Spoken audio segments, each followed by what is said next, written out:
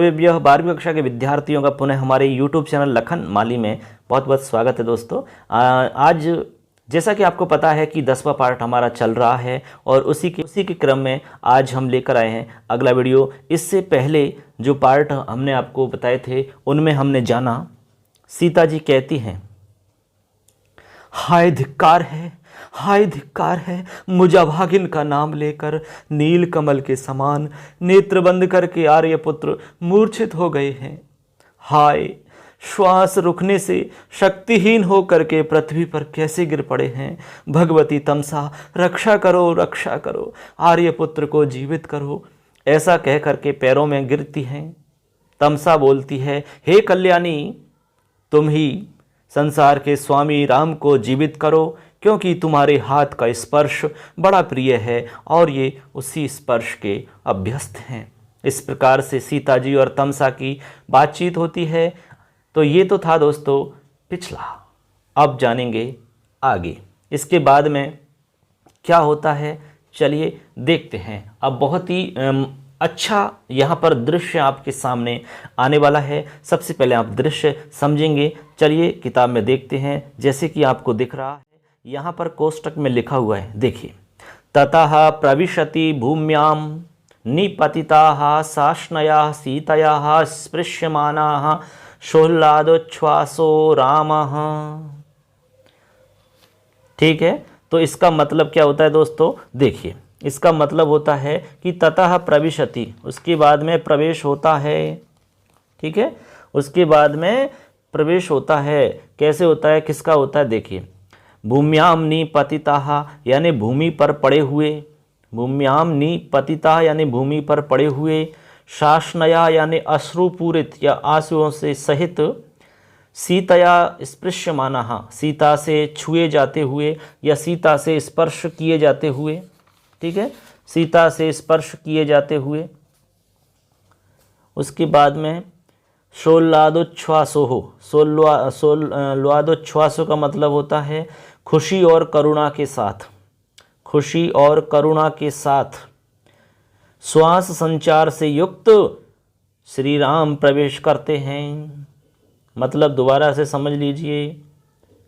इसके बाद में भूमि पर पड़े हुए आंसुओं के सहित सीता से छूते हुए हर्ष तथा श्वास संचार से युक्त श्री राम प्रवेश करते हैं।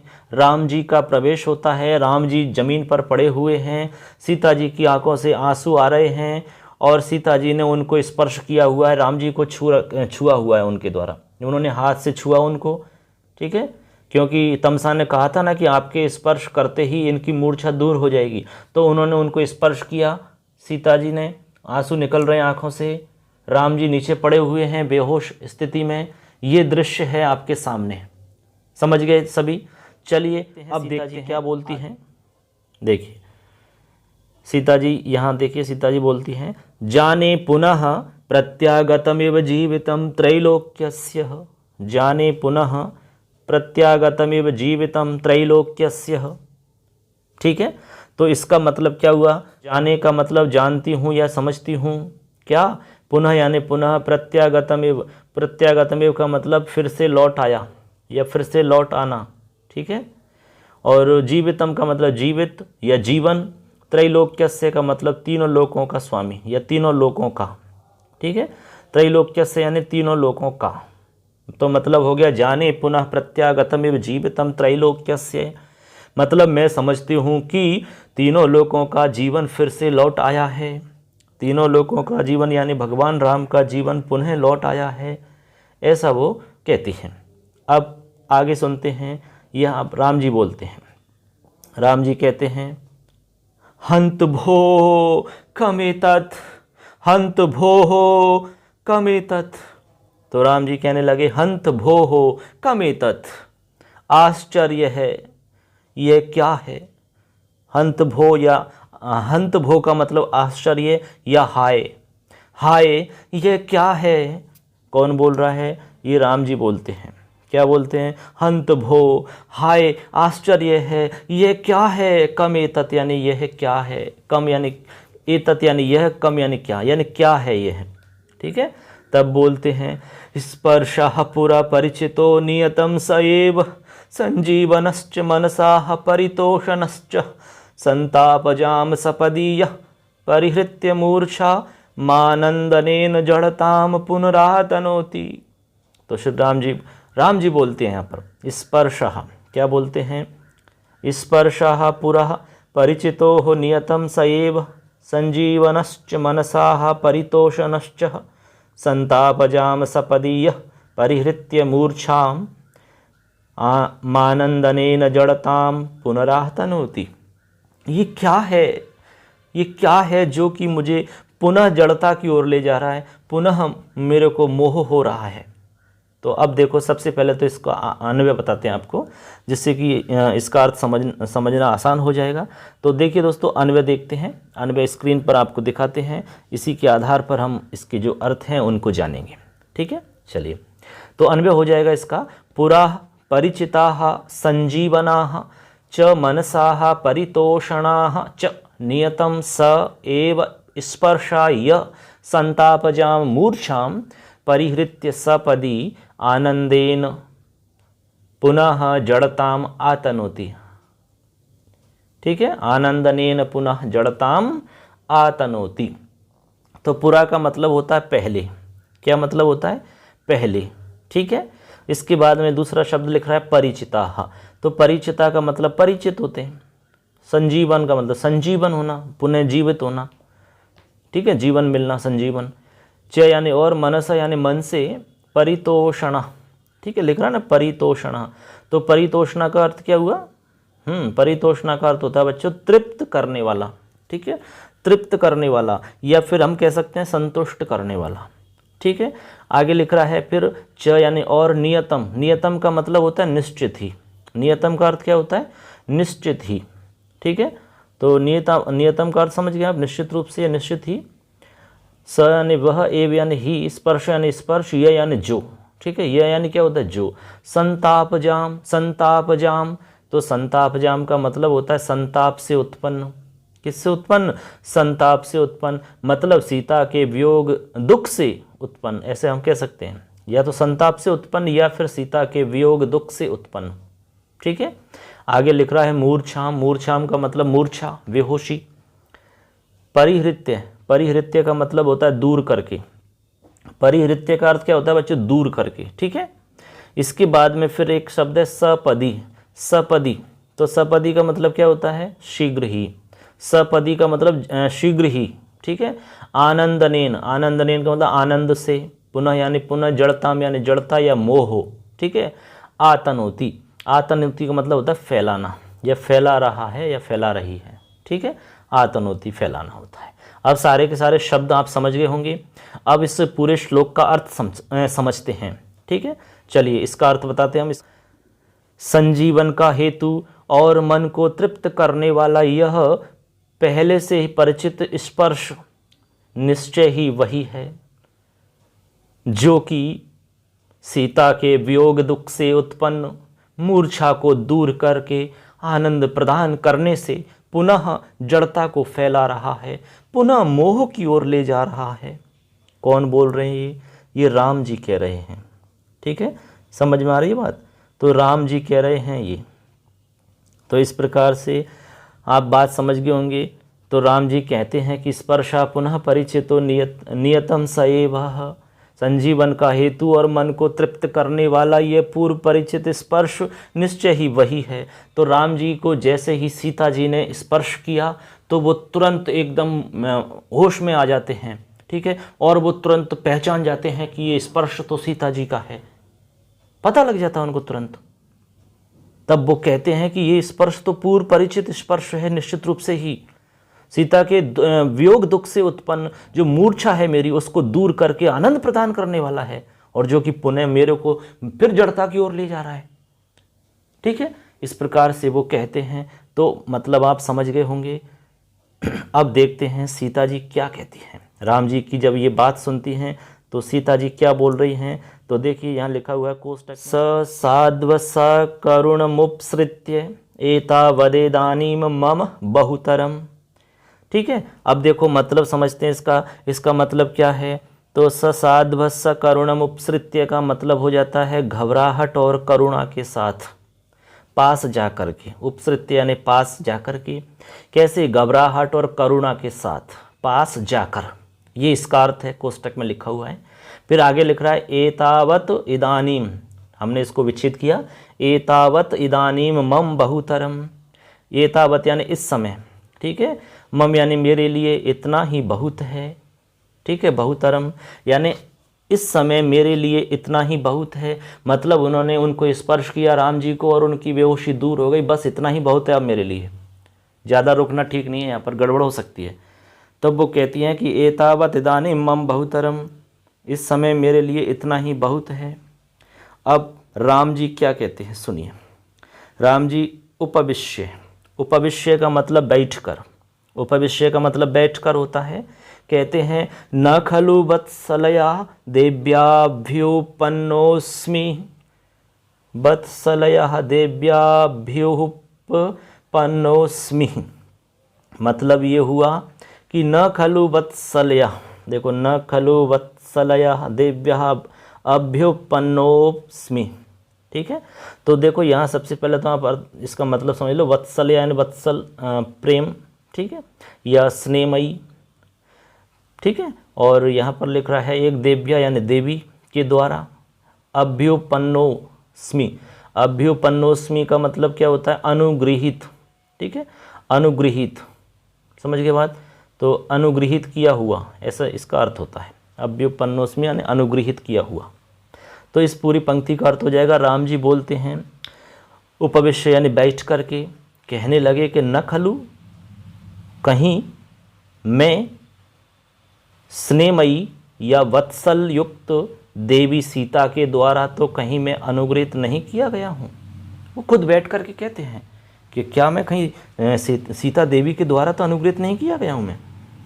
वो खुद कहते हैं, क्या कहते हैं कि कहीं मैं स्नेहमयी या वात्सल्य से युक्त सीता से तो मैं अनुगृहित नहीं हुआ हूँ, ऐसे वो खुद कहते हैं प्रश्न के रूप में, ठीक है। यानी कहीं उन्होंने तो मेरे को अनुगृहित नहीं किया है, या मैं जो सोच रहा हूँ वो कहीं सत्य तो नहीं है भाई, ये सीता जी का ही स्पर्श तो नहीं है कहीं ये, ऐसे वो खुद कहते हैं, ठीक है। अब सीता जी बोलती हैं, हा धिक किमितार्य पुत्रो माम मार्गिष्यति। कहती हैं हा धिक, अरे धिक्कार है, हा धिक, अरे धिक्कार है, किमिति आर्यपुत्रो माम मार्गिष्यति। हाय धिक्कार है, क्या आर्यपुत्र मुझे ढूंढेंगे? मार्गिष्यते का मतलब ढूंढेंगे, ठीक है, या खोजेंगे। कौन? आर्यपुत्रो, किसको? माम यानी मुझको। कहने लगी हाय धिक्कार है, क्या आर्यपुत्र मुझे ढूंढेंगे? अब जब उनको लगा कि भाई सीता जी समझ रही हैं कि उनको पता लग गया राम जी को कि भाई ये सीता जी का ही स्पर्श है, ठीक है। अब वो उनको चिंता होने लगी कि कहीं भाई अब ये मुझे ढूंढने नहीं लग जाए कि कहाँ पर है सीता जी, कहाँ पर है, अभी मेरे को स्पर्श किया है, कहाँ है। तो अब वो चिंता में हो गई कि भाई कहीं ढूंढने तो नहीं लग जाएंगे। तो अब राम जी कहते हैं भवतु पश्यामि, ठीक है देखता हूँ। भवतु पश्यामि यानी ठीक है, भवतु यानी ठीक है, पश्यामि यानी देखता हूँ, ठीक है देखता हूँ। अब आगे सीता जी बोलती हैं फिर, भगवती तम से अप्सराव तावत माम प्रेक्षयान्नभ्युनुज्ञातेन सन्निधानेन राजाधिकम कोपिष्यति। समझ गए बात को? मतलब ये हुआ कि भगवती तम से अप्सरावतावेक्षान्नभ्युनुज्ञातेन सन्निधानेन राजाधिकम कोपिष्यति। मतलब भगवती तम से तब तक हम यहाँ से हट जावे, यानी अप्सराव तावत, ठीक है। अप्सराव यानी हट जावे, तावत यानी तब तक। कहती है कि अच्छा तब तक हम यहाँ से हट जाते हैं, हे भगवती तम से तब तक हम यहाँ से हट जाते हैं। अप्सराव यानी हट जाते हैं, तावत यानी तब तक हम यहाँ से हट जाते हैं। क्यों? माम प्रेक्षयान्नभ्युनुज्ञातेन सन्निधानेन, ठीक है। तो इसका मतलब समझिए, इसका मतलब है क्योंकि मुझको यहाँ बिना आज्ञा के देखकर, मुझको यहाँ बिना आज्ञा के देखकर, प्रेक्षान्नभ्युनुज्ञातेन सन्निधानेन, ठीक है।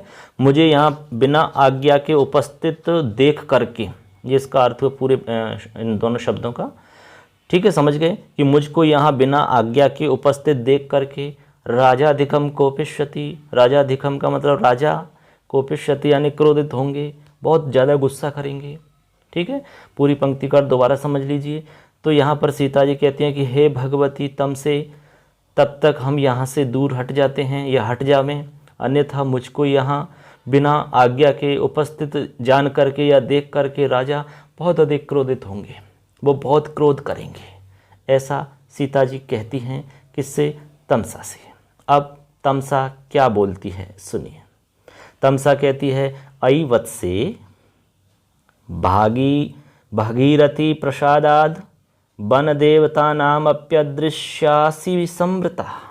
कहने लगी कि अयि वत्से, तुम तो गंगा जी के प्रसाद से, यानी भगीरथी प्रसादात, भगीरथी का मतलब गंगा, ठीक है, प्रसादात यानी कृपा से, यानी तुम तो गंगा जी के प्रसाद से यानी कृपा से वन देवता नाम अपि अदृश्यासी समृता, अदृश्यासी यानी अदृश्य, समृत यानी हो गई हो, किनके लिए? वन देवताओं के लिए भी, यानी तुम तो गंगा जी के प्रसाद से या कृपा से वन देवताओं के लिए भी अदर्शनीय हो गई हो, यानी अदर्शन हो गया आपका। तो आप दिख नहीं रही हो किसी को, आपको सब दिख रहे हैं लेकिन आप किसी को भी नहीं दिख रही हो, यानी आपको जो गंगा जी ने वरदान दिया था या आपके ऊपर कृपा की थी उन्होंने कि भाई आप सबको देख पाओगे लेकिन आपको कोई नहीं देख पाएगा, उसी कृपा की वजह से वन देवताओं के लिए भी तुम तो अदर्शनीय हो, ये बात कहती हैं, ठीक है।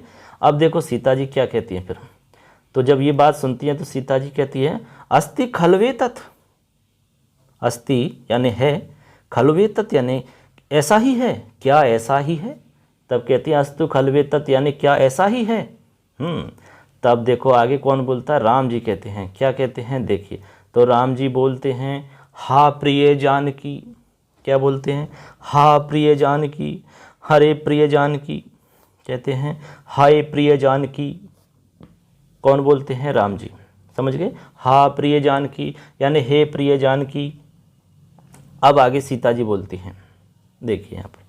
तो सीता जी क्या बोल रही हैं सुनना है। सीता जी कहती हैं आर्यपुत्र असदृशम खलवेतस्य वृत्तान्तस्य, आर्यपुत्र असदृशम खलवेतस्य वृत्तान्तस्य। फिर आगे कोष्टक में लिखा हुआ है शास्त्रम, ठीक है, भगवती किमिति वज्रमही जन्मांतरेष्वपि पुनरप्य संभावित दुर्लभ दर्शनस्य मामेव मंदभागिनी मुद्दिश्यैवं वादिन आर्यपुत्र सुपरि निरनुक्रोशा भविष्यामि। ठीक है। अब देखो यहाँ पर इनके कुछ शब्दों को समझते हैं, उसके बाद में इसका हम अर्थ बताएंगे पूरे का एक साथ जानते हैं। तो देखो लिखा हुआ है आर्यपुत्र यानी आर्यपुत्र असदृशम। ठीक है, तो यहाँ पर असदृशम का मतलब क्या होता है? असदृश। ठीक है, क्या अर्थ होता है? असदृश। तो देखो आर्यपुत्र यानी यह निश्चय ही इस वृत्तांत के योग्य नहीं है, यानी असदृशम खलु एतस्य वृत्तांतस्य, यानी खलु एतस्य वृत्तांतस्य, यानी यह इस वृत्तांत के लिए यह निश्चित रूप से असदृश है। यानी असदृश का मतलब इसके योग्य नहीं है। मतलब ये हुआ कि आर्यपुत्र आपका यह वचन निश्चय ही इस वृत्तांत के योग्य नहीं है, ये सीता जी कह रही है। ठीक है, कि हे आर्यपुत्र यह वचन निश्चय ही इस वृत्तांत के योग्य नहीं है। आर्यपुत्र असदृशम खलु एतस्य वृत्तांतस्य, इस वृत्तांत के ये योग्य नहीं है। फिर साश्रम यानी आंसू भर करके। ठीक है, कौन? फिर आगे लिखा भगवती किमिति, भगवती यानी भगवती, किमिति वज्रमयी, क्या या क्यों मैं, वज्रमयी यानी अति कठोर। ठीक है, जन्मांतरेष्वपि, जन्मांतरेष्वपि का मतलब अन्य जन्मों में भी या अन्य दूसरे जन्मों में भी। ठीक है, पुनरप्य संभावित दुर्लभ दर्शनस्य, पुनरप्य संभावित दुर्लभ दर्शनस्य का मतलब होता है पुनः असंभव तथा दुर्लभ दर्शन वाले। ठीक है, पुनः असंभव तथा दुर्लभ दर्शन वाले, पुनरप्य असंभावित यानी पुनः असंभावित यानी असंभव दुर्लभ दर्शन वाले, ठीक है। मामेव यानी मुझ, मंदभाग्निम यानी मामेव मंदभाग्निम का मतलब हो जाएगा मुझ मंदभाग्नि को ही। उद्देश्यम यानी उद्देश्य करके, एवं वादिन इस प्रकार बोलने वाले, एवं वादिन यानी इस प्रकार बोलने वाले, आर्यपुत्र से ऊपर यानी आर्यपुत्र के ऊपर, निरनुक्रोशो भविष्यामि, निरनुक्रोशो का मतलब निर्दयी या कठोर, कठोर हूँ क्या मैं उनके ऊपर कठोर बनूं, इस प्रकार वो कहती हैं। अब इस सबका अर्थ एक साथ समझाते हैं हम, ठीक है। अर्थ समझ ही गए शब्दों का, एक साथ सबका अर्थ बताते हैं जिससे आपको पूरा ये समझ में आ जाए, जिससे कि ये स्पष्ट हो जाए। कहती है आर्यपुत्र, आपका यह वचन निश्चित रूप से ही इस वृत्तांत के योग्य नहीं है या इसके अनुरूप नहीं है। कोष्टक में लिख रहा है साश्रम यानी आंसू भर करके, ठीक है, आंखों में जैसे आंसू आ जाता है। फिर बोलती हैं भगवती, क्या मैं अति कठोर, अन्य जन्मों में भी असंभव तथा दुर्लभ दर्शन वाले मुझ मंदभाग्नि को ही लक्षित करके इस प्रकार कहने वाले या बोलने वाले आर्यपुत्र पर मैं कठोर बनूं या दयाहीन बनूं, ठीक है, ये इसका मतलब है। तो आप ये मतलब समझ गए होंगे। अब इसके बाद में देखो एक पंक्ति और है, वो आप क्या मैं कठोर बनूं, उसके बाद में कहती हैं ए अहमेव वैतस्य हृदयम जानामि ममैषा। बहुत ही सुंदर पंक्ति है ये, ठीक है। तो वो कहने लगी कि अहम एव एतस्य हृदयम जानामि। क्या कह रही है, देखो कह रही है कि मैं ही इनका हृदय जानती हूँ। अहम एव एतस्य हृदयम जानामि, मैं ही इनका क्या जानती हूँ, हृदय जानती हूँ। और ममेशा, और यह मेरा, यानी वो मेरा जानते हैं और मैं उनका हृदय जानती हूँ, एक दूसरे के हृदय को समझते हैं, ठीक है, ये इसका मतलब है, ठीक है। अब देखो राम जी बोलते हैं, क्या कहते हैं, सर्वतोवलोक्य यानी सभी ओर देख कर, सही, ठीक है। सर्वतोवलोक्य का मतलब सभी ओर देख करके, ठीक है ना। क्या बोलते हैं देखिए, तो लिखा हुआ है सनिर्वेदम। सनिर्वेदम का मतलब क्या होता है, सनिर्वेदम का मतलब होता है विनय पूर्वक। क्या मतलब होता है, सनिर्वेदम का मतलब होता है विनम्र पूर्वक या विनय पूर्वक, ठीक है। जैसे कि आप देख पा रहे हैं सर्वतोवलोक्य सभी ओर देख करके, फिर कोष्टक में लिख रहा है विनय पूर्वक, फिर लिख रहा है आगे हा न किंचित अत्र देवी, न हा न किंचित अत्र देवी, कहने लगे विनय पूर्वक हाय यहाँ तो कुछ भी नहीं है, कहाँ है देवी। हा न किंचित अत्र देवी यानी यहाँ तो कुछ भी नहीं है देवी।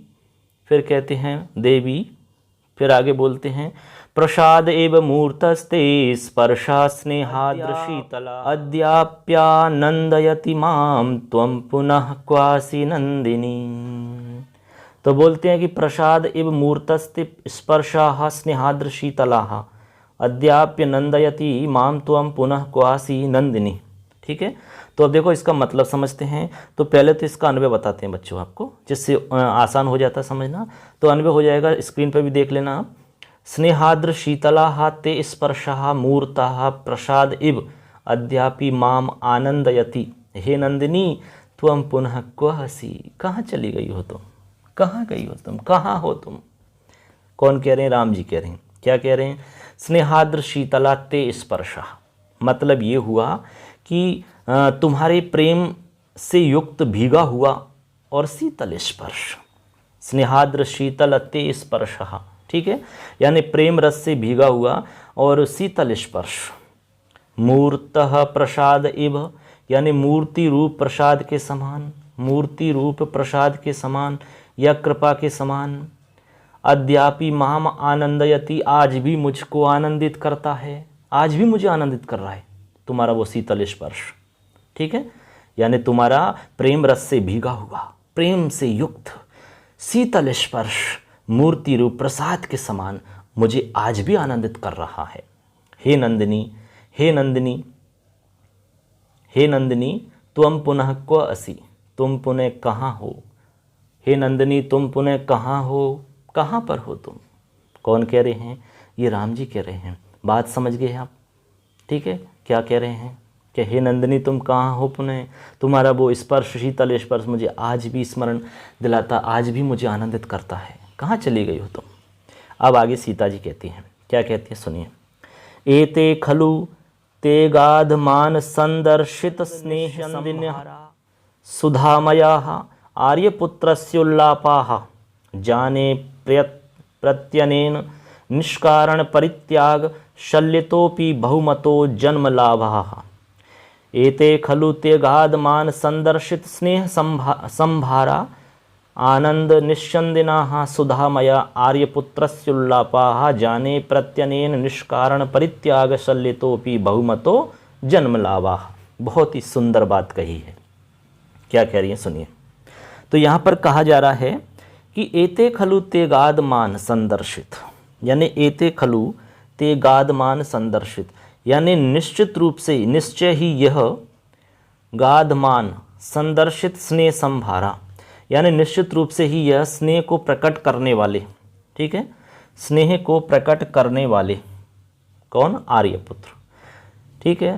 ते गाधमान संदर्शित स्नेह संभारा, यानी संदर्शित यानी दिखाने वाले, किसको? प्रेम को।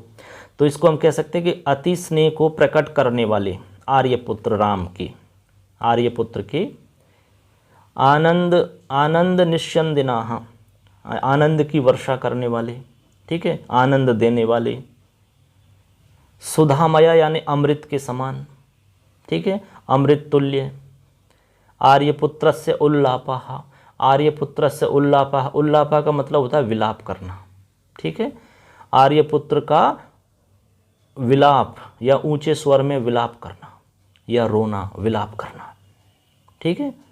फिर आगे लिख रहा है जाने प्रत्यनेन, जाने प्रत्यनेन यानी होता है विश्वास से, यानी मुझे लगता है कि मुझे विश्वास से लगता है, यानी जिनके विश्वास से, या ऐसा हम इसका अर्थ निकाल सकते हैं।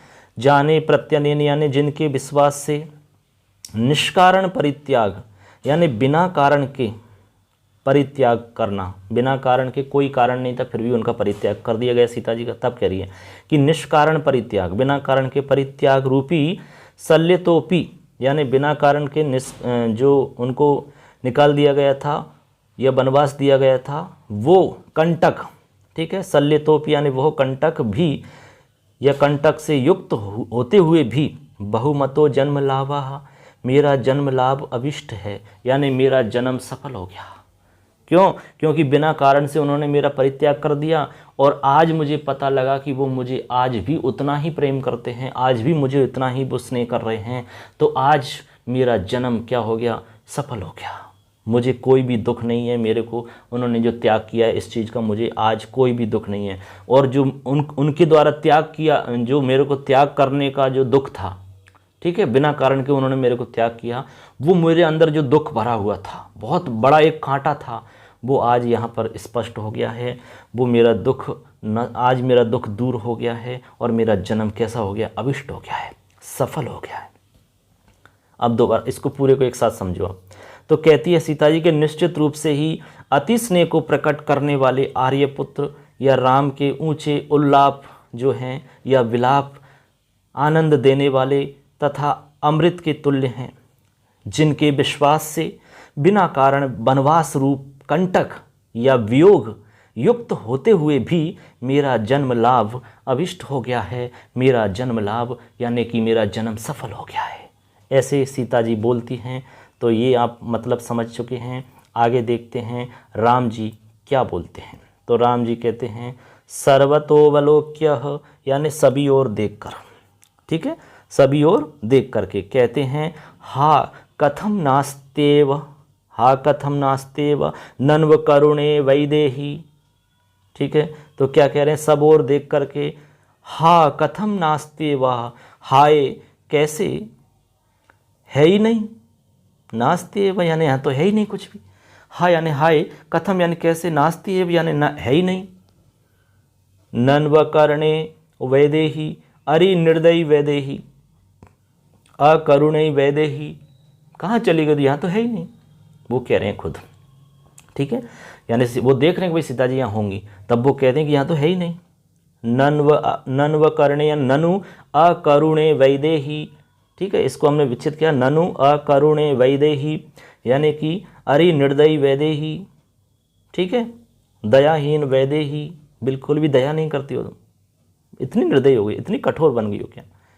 अब ये बात जब सीता जी सुनती हैं तब सीता जी कहती हैं, क्या कहती हैं सुनिए। अकरुणास्मि यैवं विधम त्वाम पश्यन्तेव जीवामि। देखो बहुत ही सुंदर बात कही है। क्या कहती हैं कि अकरुणास्मि, निर्दयी हूँ, अकरुण वाली हूँ। वो कह रही हैं, सीता जी कह रही हैं कि मैं निर्दयी हूँ। या यानी जो, या एवं, यैवं लिखा हुआ है ना, तो या यानी जो, एवं यानी इस प्रकार, विधम त्वाम पश्यन्तेव जीवामि, यानी जो तुम्हें इस प्रकार, पश्यन्तेव यानी देख कर भी जी रही हूँ, यानी मैं निर्दयी हूँ जो तुम्हें इस प्रकार देख कर भी जी रही हूँ। ये सीता जी बोलती हैं। ठीक है, अब यहाँ पर राम जी क्या कहते हैं सुनिए। राम जी बोलते हैं, क्वासी प्रिय, हे प्रिय कहाँ हो। देवी, हे देवी, प्रसीद प्रसीद, प्रसन्न होइए, प्रसन्न होइए। न मामेवं विधम त्यक्तुमर्हसि, न मामेवं विधम त्यक्तुमर्हसि। ठीक है, यानी इस प्रकार तुम मुझे छोड़ करके मत जाओ, प्रसन्न होइए, मुझे इस तरह त्याग देना उचित नहीं है, इस प्रकार छोड़ करके मत जाइए। कष्टम भो, बहुत कष्ट होता है। कष्टम भो यानी बहुत कष्ट हो रहा है।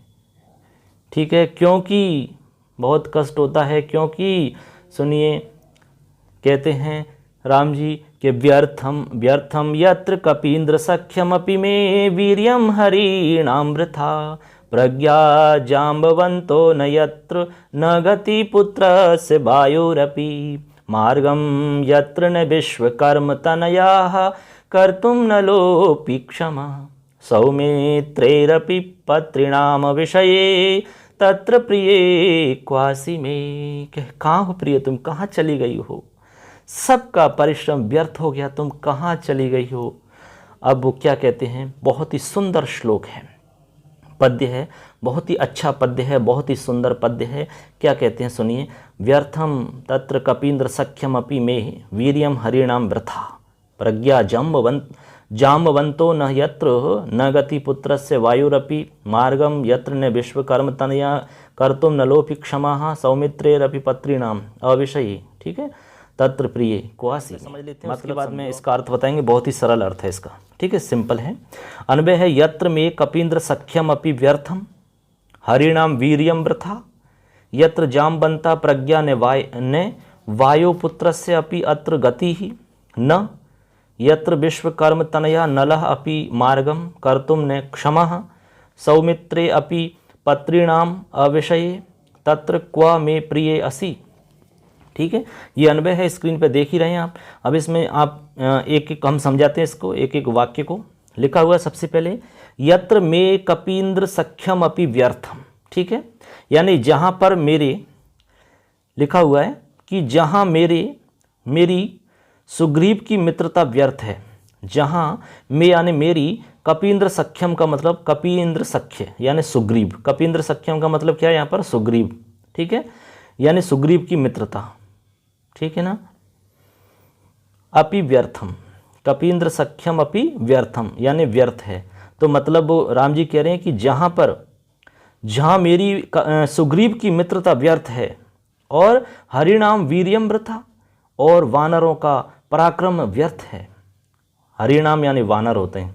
ठीक है, तो हरिणाम का मतलब क्या होता है, वानर, और वीर्यम का मतलब पराक्रम, व्यर्थ, वृथा यानी व्यर्थ, यानी वानरों का पराक्रम भी व्यर्थ है। और यत्र यानी जहाँ जाम्बवंता प्रज्ञा न, और जहाँ पर जामवंत की बुद्धि नहीं हो, या जामवंत की बुद्धि का कोई काम नहीं। ठीक है, जामवंत की बुद्धि नहीं।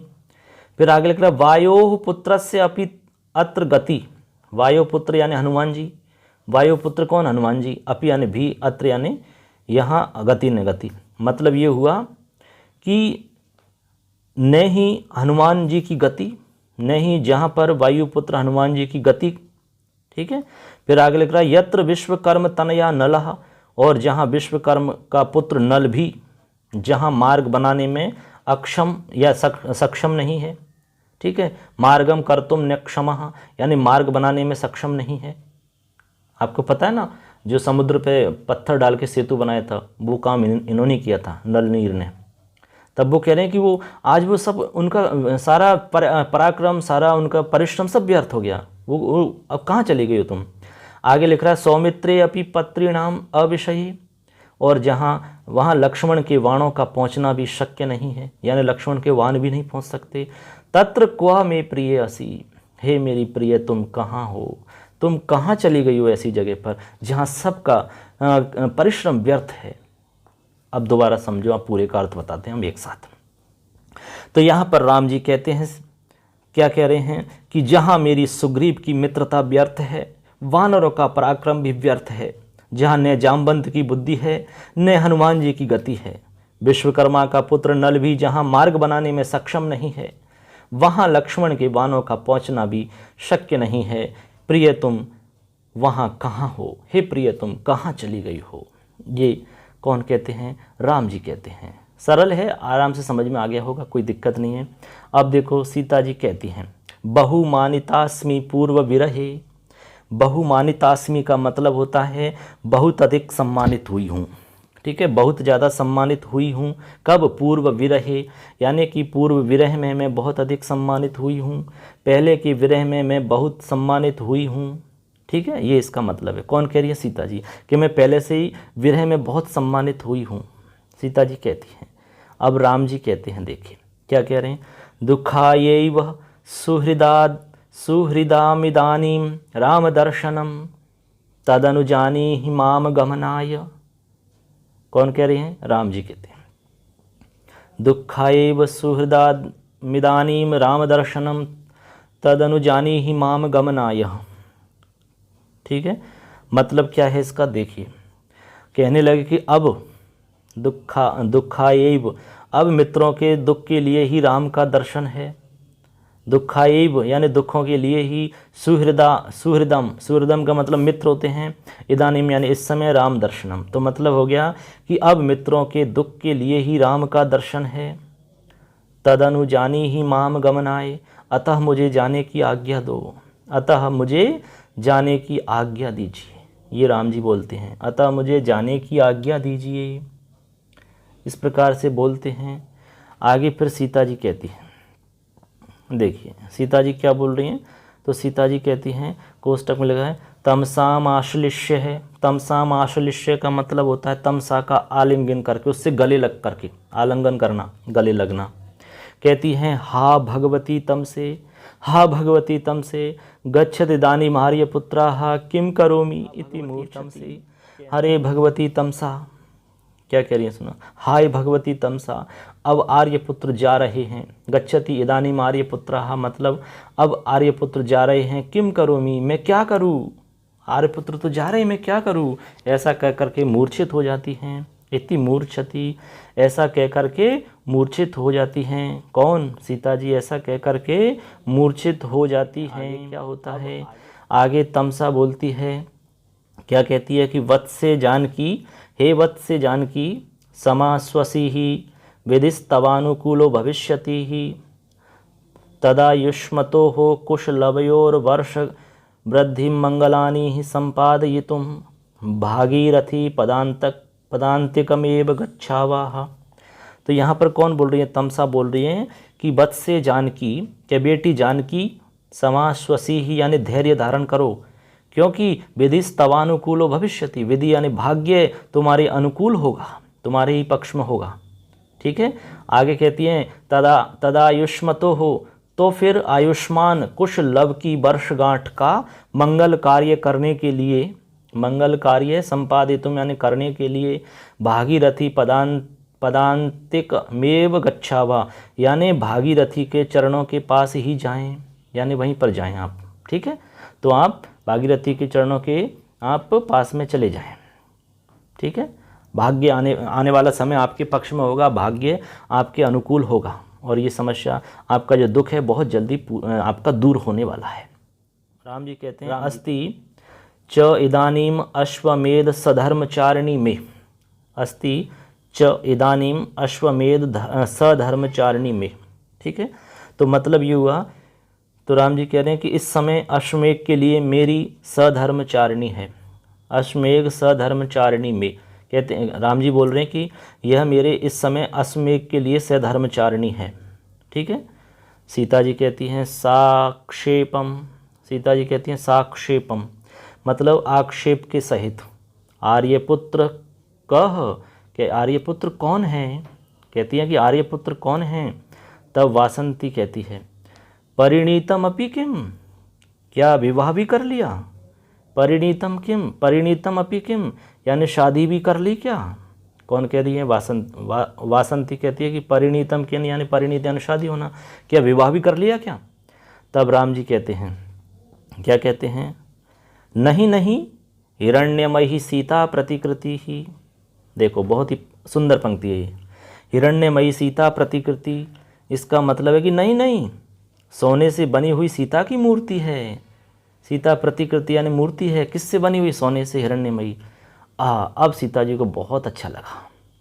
तब यहाँ सीता जी बोलती हैं सोच्छ्वासाश्रम मतलब आश्वास और आंसू सहित, यानी श्वास लेते हुए और आंसुओं के सहित बोलती हैं क्या, आर्यपुत्रः इदानीमसि त्वम् अहो उत्खातित इदानीं मे परित्याग शल्यम आर्यपुत्रेण।